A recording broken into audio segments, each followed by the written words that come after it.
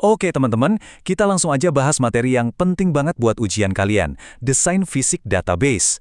Udah lupain dulu teori yang jelimet, di sini kita bakal fokus ke prakteknya, biar kalian bisa taklukkan soal ujian. Pernah ngerasa gini nggak? Kamu udah punya diagram ERD yang, wah, sempurna banget deh, blueprintnya udah jadi. Tapi pas ujian, muncul pertanyaan besar, gimana caranya ngubah gambar ini jadi kode SQL yang benar? Apalagi pas lagi panik kan? Nah, itulah yang mau kita jembatani sekarang. Gini deh, biar gampang bayanginnya, anggap aja desain logis itu kerjaannya arsitek. Dia gambar blueprint keren di kertas, fokusnya ke apa yang mau kita bangun. Nah, desain fisik, ini tugasnya kontraktor. Dia yang ambil blueprint itu, terus beneran ngebangun di lapangan, pakai alat-alat spesifik. Fokusnya di bagaimana caranya. Dan di dunia kita, alatnya itu ya SQL di dalam DBMS. Oke, siap? Yuk kita mulai. Bagian pertama, kita ubah blueprint jadi bangunan beneran. Kita lihat gimana cara implementasinya. Jadi desain fisik itu bukan cuma soal bikin tabel ya. Ini lebih dalam lagi, kayak ngebangun benteng data yang kokoh. Dan benteng ini punya 4 pilar utama. Pertama, penyimpanan, mikirin gimana data itu disimpan. Kedua, integritas, biar data kita valid, nggak jadi sampah. Ketiga, keamanan, siapa aja yang boleh masuk. Dan terakhir, yang nggak kalah penting, kinerja, biar akses datanya ngebut. 4 pilar ini pondasi utamanya. Nah, karena pondasinya udah kuat, sekarang saatnya kita masuk ke bagian paling seru, nerjemahin desain kita jadi kode DDL. Yuk, kita mulai coding. Tenang aja, ngerjemahin itu gampang banget. Di model logis, kita sebut entitas. Di model fisik, jadi table. Terus, atribut, jadi kolom. Dan yang paling penting, Unique Identifier atau UID, itu sekarang kita sebut primary key. Paham 3 ini aja, udah setengah jalan loh. Biar nggak ngawang-ngawang, kita pakai studi kasus aja ya. Kita bakal coba bangun tabel sales dan sales detail. Ini bakal jadi contoh kita terus sampai akhir.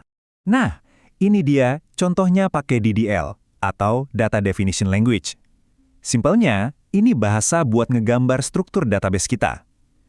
Kita mulai pakai perintah create table sales. Terus, di dalamnya, kita sebutin kolom-kolomnya.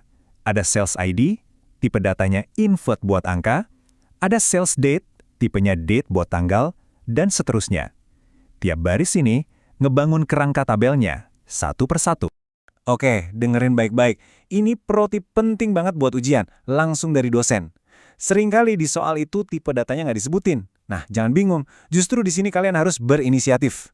Asumsikan aja sendiri secara logis. Misalnya buat nama, ya pakai varchar 50. Jangan varchar 20, nanti namanya kepotong, kasihan. Inisiatif kayak gini tuh nunjukin kalau kalian paham. Bikin tabelnya sih udah ya, tapi gimana caranya biar data di dalamnya itu benar terus nggak aneh-aneh? Nah, disinilah kita butuh yang namanya constraints. Anggap aja ini kayak aturan mainnya database kita. Ada 4 satpam utama nih yang ngejaga data kita. Pertama, domain constraints. Ini yang mastiin data yang masuk akal. Misal kolom gender, ya isinya cuma L atau P, nggak bisa Z. Kedua, entity integrity. Pakai primary key, dia mastiin tiap baris itu unik, nggak ada yang kembar. Ketiga, referential integrity.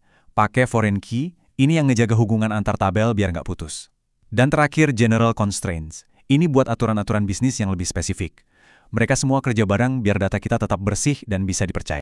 Yuk kita bedah dikit si entity integrity ini. Waktu kita nulis sales ID, integer primary key, not null, itu artinya kita ngasih 2 perintah tegas. Pertama, tiap penjualan wajib punya ID unik. Kedua, ID itu nggak boleh kosong. Ini tuh kayak tulang punggung tabelnya. Kalau ini nggak ada, dijamin datanya bakal amburadul. Oke, sekarang kita naik level sedikit ya. Kita bahas sesuatu yang agak tricky, tapi penting banget. Atribut turunan atau derived attributes. Nah, banyak yang sering kepleset di sini, jadi fokus ya. Ingat studi kasus kita tadi? Di tabel sales kan, ada kolom grand total.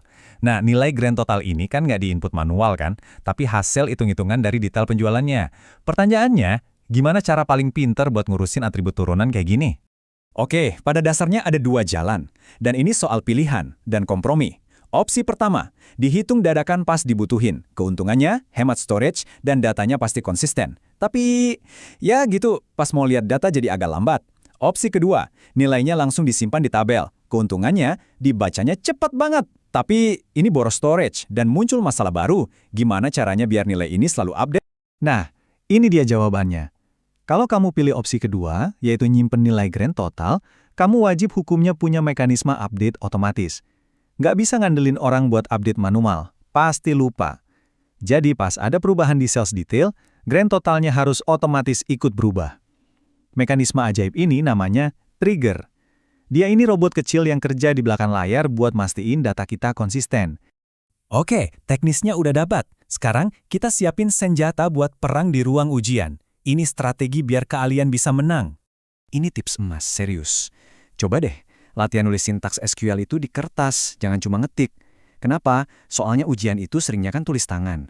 Dengan ulis, memori otot kita jadi terlatih. Nanti pas ujian, di bawah tekanan, sintaksnya bakal lebih gampang keluar dari kepala. Ini jurus pamungkas nih. Kalau tiba-tiba ngeblank, lupa sintaksnya gimana, jangan panik, jangan dikosongin, tulis aja logikanya pakai kata-kata biasa atau pakai pseudocode. Tunjukin ke dosen kalau kamu tuh paham konsepnya. Serius, jangan pernah biarin jawabanmu kosong. Nunjukin alur berpikir aja bisa dapat nilai loh. Oke, tantangan terakhir buat ngetes pemahaman kalian. Balik lagi ke kasus kita. Gimana caranya biar nilai grand total di tabel sales itu selalu terupdate tanpa kita harus ngitung ulang terus-terusan tiap buka laporan? Coba ingat-ingat mekanisme otomatis yang barusan kita omongin. Jadi intinya apa? Kuncinya cuma 2. Pahami konsepnya, baru latih sintaksnya. Kamu harus tahu dulu kenapanya sebelum jago gimananya.